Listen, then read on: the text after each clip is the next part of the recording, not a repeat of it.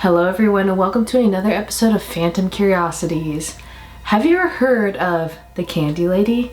Miss Claire Crane. You think the Tooth Fairy was a weird concept, kind of creepy and interesting growing up? Well, Claire Crane brings that to reality and beyond in a very creepy, evil way. Today we're going to talk about a Texas native woman named Claire Crane, who is known to do some really evil, creepy stuff involving candy, kids wanting candy, and murder. So let's get started. All of the best stories have a dash of truth mixed into them, and some take a life of their own. In Terrell, Texas, one such story has a kernel of history behind it. At the turn of the 20th century, a young woman named Claire lived on a farm in rural Texas with her husband, Leonard, and their 5-year-old daughter, Marcella. Born in 1871, Clara married Leonard Gilbert Crane, an older man who owned a farm. The two were only married for a short time before Clara became pregnant and gave birth to Marcella, affectionately nicknamed Marcy. The little girl was adored by her mother and quickly became the whole of her world. Then tragedy struck. In 1893, at only 5 years old, Marcella was killed in a farming accident. Her father, Leonard, had been tasked with watching over her at the time, and reports later found out that he had been drinking at the time of this accident. Understandably, Clara was, to say, at least devastated. Clara blamed Leonard for the death of their daughter and became withdrawn. Investigators found both Clara and Leonard innocent of any foul play in the death of their daughter Marcella, but the grief became all-consuming for the mother. 2 years of grieving passed, and Clara became more and more convinced that her husband was to blame, until one day in 1895, Clara took revenge. Lacing some caramels with poison, Clara offered them to Leonard. The day after Leonard passed, a nearby neighbor stopped by to check in on the widow and found Clara in a shaken and frenzied state and building a large fire next to the home.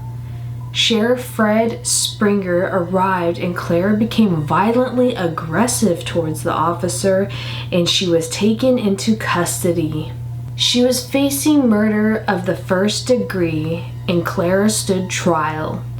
Life in prison was the best she could hope for, though she pled that she was suffering from mania at the time of the murder.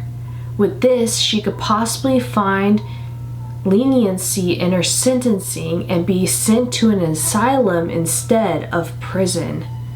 Claire was tried and convicted for murder of the first degree, but due to pleading insanity and grief, she was incarcerated in North Texas Lunatic Asylum, which was known as the Terrell State Hospital.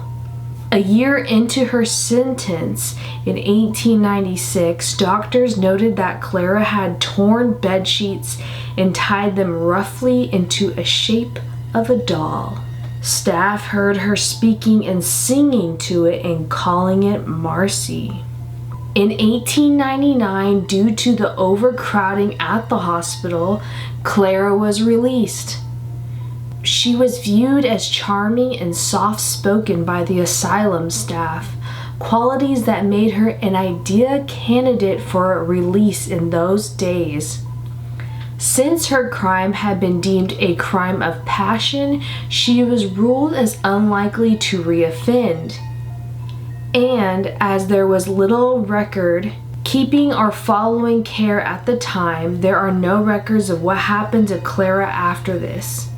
Here are portions of a letter that Clara supposedly wrote to her sister shortly after being released. Clara writes, "Dearest Aggie, I am elated. I have been informed by Dr. Matthews that Marcy and I will be returning home in less than 3 weeks. As you can imagine, Marcy can barely contain her excitement. Every night she asks, "Is tomorrow the day when we go home, Mother?" Very soon I will be able to tell her yes. Our stay here has been somewhat of a trial, though I have been grateful to the good doctor and his staff in their dedication to our treatment and recovery. Leonard's death has put us in such a severe state of melancholy that I feared we would never escape it. These past few years have been more difficult than any in my entire life, and my dear Marcella, after all that she has endured, has become my strength, my flame of hope.